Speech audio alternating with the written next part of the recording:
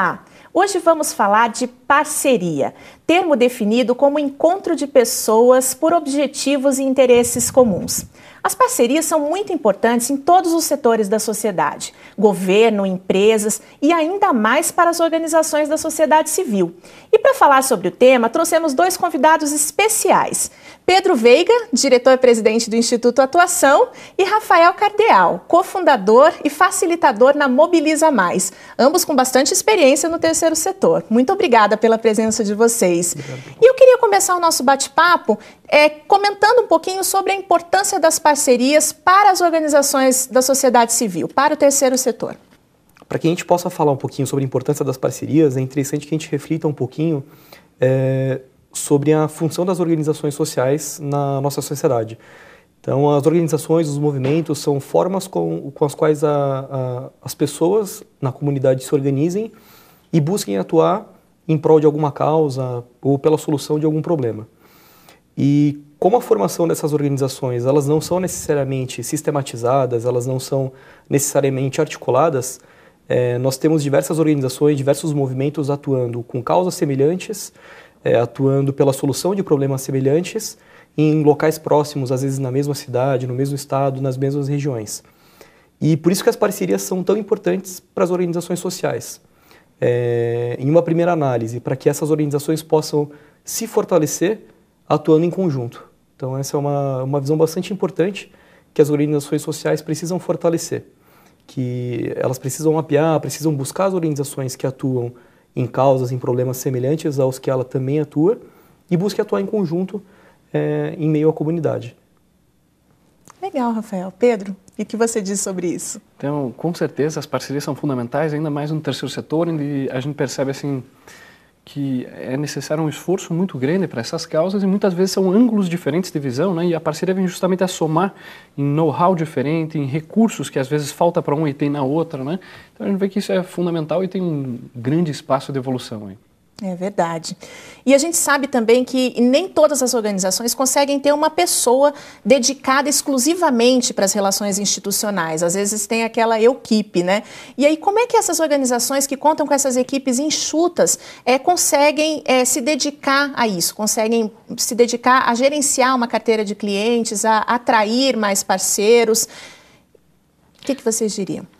Nunca é fácil, né? Vamos dizer assim, no terceiro setor, mas assim, tem hoje assim, grandes formas de se trabalhar isso. A gente vê, quando se tratam de causas, né, muitas pessoas se dispõem a ajudar, né? Mesmo às vezes com a sobra do seu tempo, ajudando com contatos. Então, assim, quando a gente está numa equipe pequena, que não tem, vamos dizer, relações públicas propriamente dito, a gente pode, desde otimizar através do uso de certas ferramentas para gerenciar isso aí, como alguns pipelines que podem ser usados para parcerias, mas muito também trabalhando com embaixadores que ajudam a articular outras e novas parcerias, muitas vezes embaixadores externos, né? Uhum. Sem dúvida alguma, o cenário ideal é que a organização em seu planejamento estratégico, na sua previsão orçamentária, pudesse prever uma pessoa para esse fim. Normalmente nós temos aí nas organizações sociais a área de desenvolvimento institucional, a área de relações institucionais, a área de mobilização de recursos, que muitas vezes são essas três áreas que acabam agregando essas atividades de parcerias e relações institucionais. Mas com certeza, não havendo essas possibilidades, uma das visões que é interessante que a instituição tem é que todos dentro da organização são mobilizadores. Então, todos da organização podem correr atrás de parcerias, né? Seja uma organização composta somente por voluntários, seja uma organização que, mesmo que tenha profissionais, seja uma equipe de profissionais enxuta, né? Então, todos têm esse perfil mobilizador. E pensando nisso, a gente vai ter uma série de parcerias que podem surgir quando todos estão com esse radar ativado, muitas sinergias começam a aparecer. E algumas podem ser viáveis, outras nem tanto. Então, pensando nisso, também é importante que a organização defina um responsável por filtrar se essas parcerias que começam a surgir, quando todos estão atentos ao que está no seu entorno, se essas parcerias são viáveis ou não, né? E ela pode delimitar uma pessoa como responsável por isso, ou então ela pode dividir essas funções de acordo com o perfil da parceria. Então, pega uma pessoa para ser responsável pelas parcerias empresariais, uma pessoa para ser responsável pelas parcerias governamentais, uma pessoa por ser responsável pela parceria com o governo. Até porque são linguagens bem diferentes, né? A pessoa que transita pelo meio corporativo e transita com o governo, que tem toda aquela burocracia. Vai ter uma forma de apresentação bastante diferenciada, né? E como o próprio Pedro comentou, essa questão dos embaixadores, né? Que são perfis de voluntários para a organização. E nós temos que encarar os voluntários também como parceiros, né? Então, você tendo uma pessoa que agregue todas as parcerias com essa visão de que a linguagem, ao se lidar com esses diferentes públicos, tem que ser diferenciada, ou então você atribuindo pessoas para diferentes perfis de contatos com parcerias, a organização com certeza pode suprir a falta desse profissional, né? É verdade. E eu quero continuar com você, que trabalhou já em grandes organizações, que tinha que gerenciar uma grande rede de parceiros ali, né? Certo. Como é que vocês faziam para gerenciar todo esse mailing, todos esses parceiros que eram doadores, parceiros empresariais, empresas, instituições de ensino superior, comunidade? Como é que vocês faziam para gerenciar toda essa rede? Bacana. Nessas organizações todas, existiam sistemas, formas de controles diferentes entre elas. Mas alguns pontos que a gente pode destacar que são comuns em todas essas experiências pelas quais eu passei, o primeiro deles são os controles de gestão. Então, por mais que a organização não tivesse, ela passou a implementar. Então, os controles de gestão para que você mantenha o relacionamento com os parceiros é uma ferramenta essencial, né? E para o perfil das organizações em geral no Brasil, aqui em Curitiba, no Paraná, enfim, não precisaria de um software muito caro ou muito tecnológico ou muito avançado, né? A organização com uma planilha mesmo, ela já conseguiria suprir.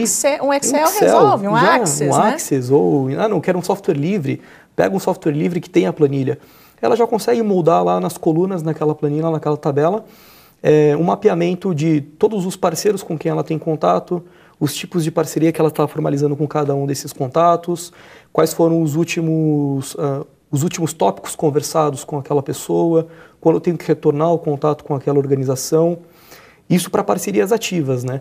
E você pode mapear também parcerias potenciais. Então, pega uma outra aba, então quais são as parcerias potenciais que eu tenho, que demandas que elas podem sanar dentro da minha organização, quais são as pessoas chave que podem me levar até essa empresa, os embaixadores, por exemplo, que o Pedro havia citado, né? O meu corpo diretivo, né? O meu corpo consultivo da organização, ele tem contato com quais dessas empresas que eu tenho interesse em prospectar. Então, esses controles de gestão para que a organização possa manter os contatos com os parceiros existentes e possa prospectar novos é essencial. E acho que o segundo aspecto é a questão da comunicação, do relacionamento. Esse é um ponto que, seja por programas de relacionamento bem estruturados, com contrapartidas estabelecidas, ou se a organização não tem um corpo de parceiros tão grande ainda e vai estabelecer ações pontuais distribuídas ao longo do ano, um dos dois caminhos ela tem que optar e manter esse relacionamento com o parceiro, porque é o que, na prática, vai garantir a manutenção dessa parceria. E Pedro, a gente já estava falando sobre manutenção de parcerias, né? Como o Rafael estava comentando aqui, fica super chato às vezes a gente acionar o parceiro só naquele momento que a gente precisa, né? O que vocês, na sua organização, costumam fazer para manter um relacionamento mais próximo com os parceiros, não acionando só nos momentos de necessidade? Sim.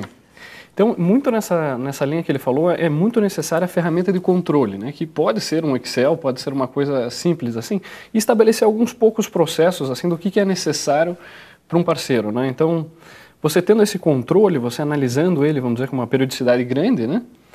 Você consegue identificar desde oportunidades, estando sempre de olho nisso, né? Aparece uma oportunidade para você repassar para o seu parceiro.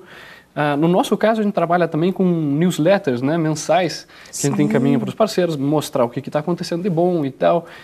Eventos com uma periodicidade, não precisa ser muito, assim, pode ser mais espaçado, né, mas alguns eventos para encontrá-los, reuniões, assim, então é muito nessa linha. Mas a base é o controle e a comunicação, né, então é isso. A news é uma boa forma, né, de manter também a transparência, além do relacionamento, a transparência, né, comunicar para os stakeholders, né, o que está sendo feito, né, pela instituição. E nesse aspecto da comunicação, Ana, é interessante que as newsletters são importantíssimas para destacar desde ações mais significativas ou mais representativas da instituição, como uma premiação, a participação em um grande evento nacional e internacional, mas também fatos do cotidiano das entidades. Às vezes a gente tem alguma entidade pequena numa cidade de Curitiba, aqui na capital mesmo, na região metropolitana, no interior, e que talvez por não ter uma grande premiação ou por não ter um grande relacionamento, acha que não tem o que comunicar. E no cotidiano dela, no dia a dia, ela pode ter pequenos grandes feitos escondidos e que ela não comunica para o seu parceiro. E esses pequenos grandes feitos ajudam a criar essa empatia, ajudam a estreitar os laços. Estreitar os laços, isso é importante, um vínculo, né? Que a gente que é tão importante para que a parceria seja mais duradoura também, né? É uma criança que ela apoia na instituição e que, porventura, na escola participa de um campeonato de xadrez e foi campeã. Ela não foi campeã por conta da instituição, mas essa criança que ela atua, ela teve uma grande realização pessoal. Então, dá um destaque a essas realizações pessoais, por mais que sejam indiretas em relação ao trabalho da própria instituição. É verdade. E Pedro, você conseguiu estabelecer, a sua equipe, você e sua equipe conseguiram estabelecer parcerias estratégicas aqui no Brasil e também no exterior, né? Me contaram que para você não tem parceria impossível, você chega naquelas pessoas tidas como inacessíveis, né? Que conselhos você daria, o que você faz realmente, o que se faz lá no Instituto de Atuação para conseguir esses parceiros importantes, estratégicos aqui e fora?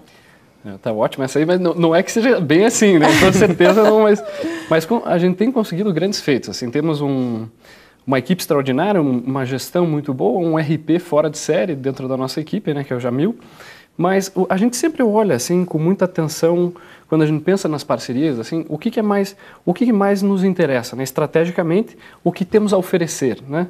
Então sempre o que a gente tem a oferecer e onde que a gente quer chegar. E aí olhando para esse gap, vamos dizer assim, se identifica quais são as pessoas, organizações mais interessantes e a partir daí começa a ver como você pode gerar algo que tenha interesse para o teu potencial parceiro, né?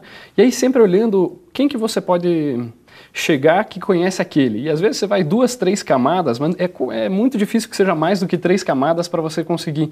Uma coisa que para nós foi fundamental para que a gente pudesse abrir mais e mais portas, com certeza foi a escolha do nosso conselho consultivo. Então, até o Rafael conversou um pouco sobre isso. O conselho consultivo para nós é fundamental, né? São pessoas que têm alguma relação com a nossa área ou são muito importantes, não sendo da área, mas para a área de alguma maneira, né? Que se interessam em contribuir, às vezes com muito menos tempo, mas abrindo portas, dando contatos e sugestões. A gente deu muita sorte com o nosso conselho e foi pensado estrategicamente para cada setor, né? Quando a gente tem interesse numa parceria em determinado setor, a gente aciona um conselheiro e assim vai, né? Mas às vezes a gente cria produtos que sejam interessantes para um potencial parceiro, para que ele se interesse por nós e a gente possa usar essa parceria para uma outra questão. Assim, um exemplo no nosso caso, os parceiros internacionais, alguns deles que a gente tinha interesse por um determinado projeto, chamado Cidade Modelo, a gente criou uma coletânea da democracia, em que eles se interessaram muito em ter obras deles dentro da coletânea. Então esse foi um dos pontos, assim, fazer essa coletânea como moeda de troca para esse parceiro se interessar por outra questão também. Então, são várias as possibilidades, né? A gente vai construindo, né? Uma rede, é impressionante. E essa rede é fundamental, estruturar esses conselhos e por aí vai, né? O conselho, realmente, você tocou num ponto importante, o conselho pode abrir muitas portas. E a gente fala sobre isso um pouquinho também na construção da organização, né? Da governança, no curso de aspectos jurídicos, né? É importante no curso até de gestão estratégica, a gente cita um pouquinho também. E, Rafael, eu queria que você citasse um pouquinho os tipos de parcerias que podem ser feitas. Vocês até já comentaram alguns aqui, mas eu queria que vocês falassem um pouquinho mais sobre os tipos de parcerias que podem ser feitas pelo terceiro setor, as mais comuns ou as mais eficientes. Que tipos de parcerias? Bom, para pensar nos tipos de parceria, nós pensamos nos principais parceiros com os quais a gente pode acessar, né? Nos quais a gente pode acessar. E a gente pode pensar em empresas, governo, na comunidade, nos voluntários, como nós já havíamos citado. E pensando nos tipos de parceria, a gente pode pensar desde os tipos de parceria mais simples, como uma casa de acolhimento, uma casa de passagem, que consegue uma parceria com a panificadora do bairro para fornecer o pão que ela precisa para cada dia. É uma parceria simples, está sanando uma necessidade daquela entidade e está gerando uma rede do bem ali naquela região. ou a gente pode pensar em parcerias mais complexas e que envolvam diferentes perfis de parceiros, como, por exemplo, o projeto Ecocidadão, que foi implementado aqui em Curitiba e que envolvia inicialmente a Aliança Empreendedora, Secretaria Municipal do Meio Ambiente, Fundação Avina, e foi encabeçado pelo Movimento Nacional dos Catadores de Material Reciclável. E foi uma iniciativa que, além de unir mobilização comunitária, além de envolver o terceiro setor, além de envolver uma fundação privada, envolveu também o governo para estruturar associações, cooperativas, equipar essas organizações para fortalecer a geração de renda para catadores de material reciclável.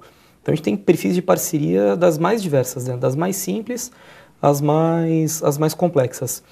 E se for para pensar um pouquinho no tipo de parceria que pode ser demandada, né? no com quem, é interessante que a organização primeiro olhe para dentro e verifique qual a demanda dela, quais as necessidades delas, né? Então a gente costuma fazer em algumas organizações que nós atendemos um pequeno exercício que é a formação do banco de necessidades. Em diversas áreas, esse banco de necessidade pode ser pensado dentro da própria entidade. E pensando nas necessidades que a entidade tem, pensando nas principais demandas que a causa pela qual ela atua necessita, né? Quais são os parceiros que eu posso mobilizar para atender melhor as minhas necessidades, para sanar esse problema que eu busco solucionar na sociedade. Então ela faz essa análise interna primeiro e dessa análise ela começa a buscar todos esses parceiros com os quais ela pode se relacionar, né? E sem esquecer dos fóruns, dos conselhos municipais, que muitas vezes são instâncias pouco aproveitadas pelas organizações sociais. Eles têm um potencial bastante grande, eles precisam que as organizações sociais ocupem esses espaços e são espaços de influência em políticas públicas, né? São grandes oportunidades para que as organizações sociais pratiquem o advocacy, né? Então elas precisam olhar mais para esses espaços e ocupar mais esses espaços também. É verdade. Para irmos encerrando, eu queria que vocês deixassem uma dica para que as organizações estabeleçam parcerias estratégicas e duradouras, né? Vocês que são dois experts no assunto, né? Que dica vocês deixariam para as organizações que estão nos assistindo? Bom, acho que se fôssemos para concatenar, né, a primeira dica que eu daria seria trace um planejamento estratégico, se ainda não tiver, e uma previsão orçamentária bastante concreta, porque com isso você vai identificar quais são as principais necessidades da sua organização. Tendo isso em vista, mapeie dentro da sua rede de contatos quem são seus potenciais parceiros e quem são seus parceiros atuais já. E comece a trabalhar a partir dessa rede que já é sensibilizada em prol da sua causa. Com isso você já vai ter um bom caminho andado para formalizar boas parcerias e fazer um bom trabalho de relações institucionais. Perfeito, eu acho que concordo muito com o que o Rafael falou, de olhar para dentro primeiro, entender as reais necessidades, olhar para o seu entorno, ver quais são os recursos e pessoas disponíveis, né? Então isso é fundamental, saber onde você quer chegar, quais são os teus recursos e pessoas e redes próximas, e com muita persistência ir avançando, assim, e ver que quando se trata de uma causa em que se tem muita paixão, assim, as pessoas se abrem com muito mais facilidade, né? Então ter persistência e um olhar bem focado, né? Acho que é mais ou menos isso.